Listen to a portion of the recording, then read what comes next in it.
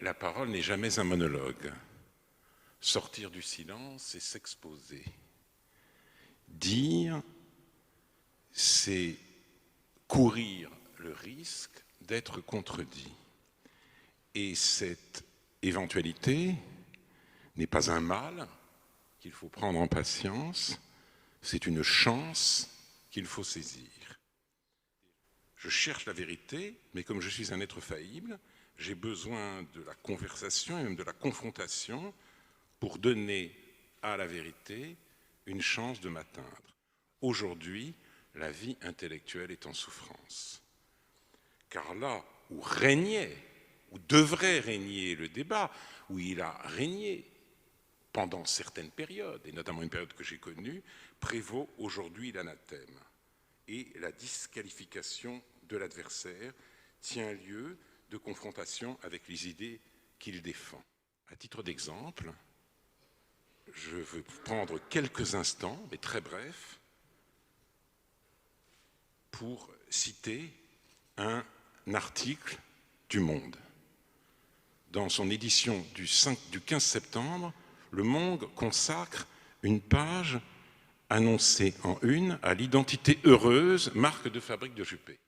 Un article d'Alexandre Lemallier relate l'histoire de cette formule. On y apprend qu'Alain Juppé l'a choisi en réponse à mon essai, que vous avez cité, L'identité malheureuse. On y apprend aussi que dans cet essai, j'attribue la crise d'identité que traverse la France à l'immigration, en m'alarmant d'une double décadence, celle de la grande déculturation entre guillemets, par l'école, et celle du grand remplacement entre guillemets, par l'immigration de peuplement entre guillemets. Cette présentation est, je vais utiliser un mot calme, totalement fautive. Aucune des expressions qui me sont attribuées ne figure dans mon livre. Je voudrais que Patrick Boucheron dialogue précisément avec vous, qu'il y ait une conversation entre vous. Un dialogue, j'y suis prêt, évidemment. Je l'accepte bien volontiers parce que je crois, comme Alain Finkielkraut, que c'est par la vérité que par la conversation que surgit, et le débat que surgit la vérité. Donc c'est pour ça que je serai comme lui bref et sobre. Au fond, nous sommes d'accord sur un point, et c'est avec ce sur quoi nous sommes d'accord que je voudrais, si vous le voulez bien, Alain Finkielkraut, discuter. Parce que contrairement à ce que vous dites, je ne vois pas que vous soyez à ce point persécuté dans les médias. Vous avez un certain nombre d'honneurs, vous n'avez pas en plus à briguer celui d'être persécuté. Il me semble que, et c'est là où je commence peut-être à être historien, que vivre dans le présent ne suffit pas à le comprendre, et que vivre mal son temps n'est peut-être pas la meilleure manière d'en saisir les potentialités. Bien sûr que j'avais envie de discuter avec Alain Finkielkraut, pas forcément de Alain Finkielkraut pendant une heure, c'est un sujet important, mais qui n'est pas non plus si immense qu'il soit nécessaire d'y ramener sans cesse notre conversation. Alors par exemple, lisons ce que pourrait être une histoire de la vie intellectuelle. Vous dites, avant elle était harmonieuse, aujourd'hui elle est agressive. Depuis quand? Depuis ma jeunesse, dites-vous. Avant c'était mieux. Mais quand? On ne peut pas se contenter d'idées générales, ni de lecture un petit peu à la hussarde, ni même de son diagnostic, parce qu'on ne peut pas s'autoriser de Foucault pour monter en épingle ce qui nous arrive en diagnostic sur le contemporain. Ce n'est pas ça le travail intellectuel. Par exemple, il est évident que ce qui a changé, et ce qui a vraiment changé, c'est que les règles, je dirais, d'accès à l'attention médiatique sont fondamentalement différentes aujourd'hui. Ils passent davantage par les journaux, vous avez raison. Ils passent davantage par la tribune, vous avez raison. Donc, par l'invective, vous avez raison. Mais dans ce cas-là, on n'est pas obligé non plus de s'y abandonner.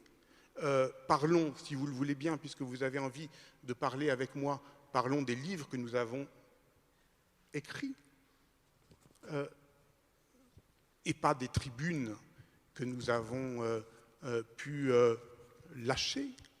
Donc, de quoi vous voulez parler, Alain Finkielkraut, vraiment? Alors, moi, je ne lâche pas de tribune, j'en écris parfois, et je dis simplement, je répète et je persiste, que le climat intellectuel s'est considérablement dégradé ces dernières années. Le sexisme et l'antisémitisme sévissent dans les territoires perdus de la République. Ainsi, la dénégation se fait de plus en plus féroce, se fait de plus en plus fréquente, et la disqualification de plus en plus féroce. Quand des femmes... En quoi vous discutez avec moi là? Je discute avec vous. En quoi vous Alors, vous je vais discuter avec vous. Eh bien, pourquoi vous accomplissez le programme dont vous avez parlé? Je discute avec vous parce que je conteste. C'est-à-dire que quand j'ai terminé de parler, vous continuez à lire vos notes. Enfin, je continue à lire mes notes, simplement parce qu'en effet, je prépare les conversations et parce que je considère, si vous voulez, que je procède avec méthode.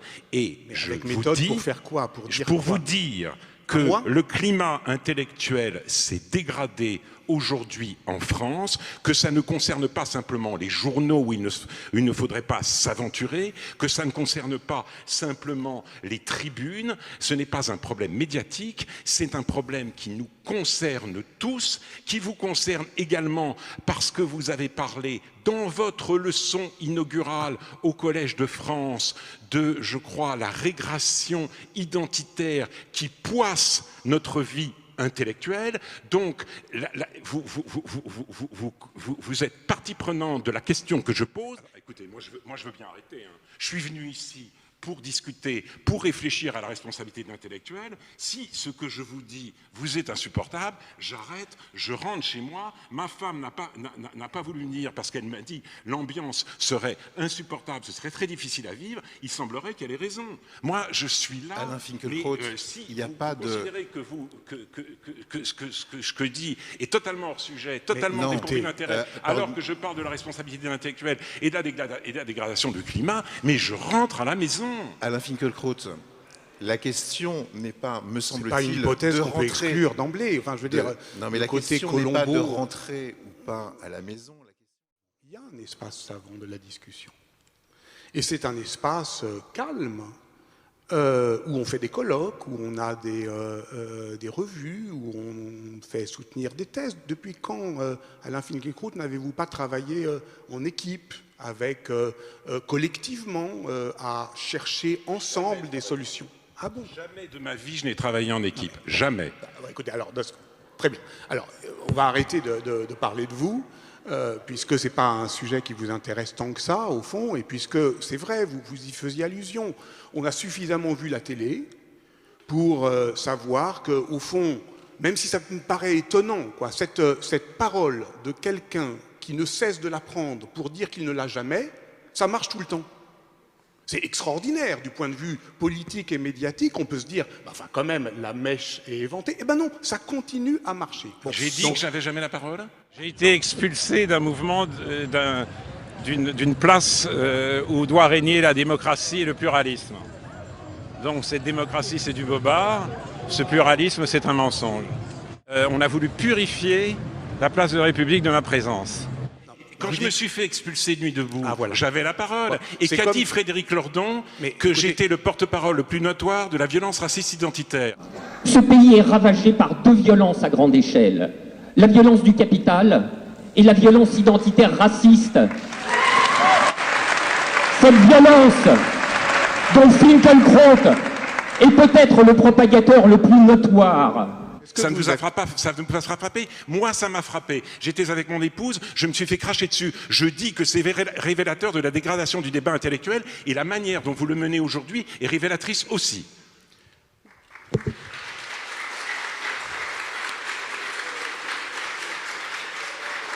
Alors, Patrick Boucheron. Je maintiens. Pour être dans d'autres univers savants que vous, du fait d'une autre position intellectuelle et académique. Je suis professeur au Collège de France. je suis médiéviste. Ma voix sur un sujet d'histoire médiévale, que ça vous intéresse ou non, que ça vous plaise ou pas, vaut un peu plus que la vôtre. Et si je peux dire ce que c'est...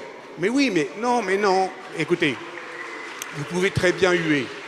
Vous pouvez très bien huer, ça n'a aucune importance, ça n'a aucune importance. Et pour une raison simple, c'est que justement, si on fait le jeu d'une vie intellectuelle dont on feindrait de croire qu'elle n'a lieu que sur les tribunes, alors on ne hiérarchise pas ce que c'est que l'accès au savoir. Alors je comprends très bien qu'on puisse vivre heureux ou malheureux le temps que nous vivons, mais enfin quand même, on n'est pas obligé à ce point-là, systématiquement, de plomber l'ambiance, Alain Finkielkraut. Enfin, je veux dire, ça va. Ça va, il y a d'autres manières, il y a d'autres arènes, il y a d'autres lieux qui sont beaucoup plus joyeux. La responsabilité des intellectuels serait effectivement de calmer le débat pour que, je le répète, que ça vous plaise ou non, des voix plus autorisées que d'autres, sur des sujets très techniques, puissent avoir un impact plus fort sur l'administration de la preuve.